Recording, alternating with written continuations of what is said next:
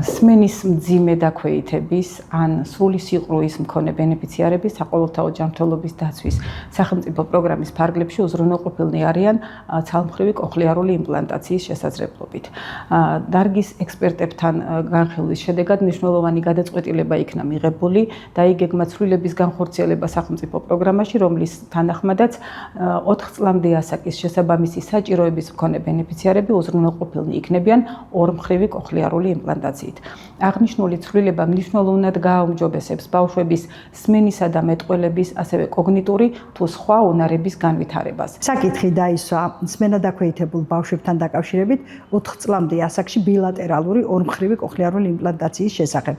აქამდე იყო დაფინანსებული მხოლოდ ერთ ყურზე კოხლიარული იმპლანტები, ეხლა საკითხია დასმული ორივე ყურზე, რომ ერთდროულად გაკეთდეს ყრუმუჯ ბავშვებში და სმენა დაქვეითებულ ბავშვებში სრული სიყრუის დროს. ამას ძალიან დიდი მნიშვნელობა ექნება ბავშვის განვითარებისათვის.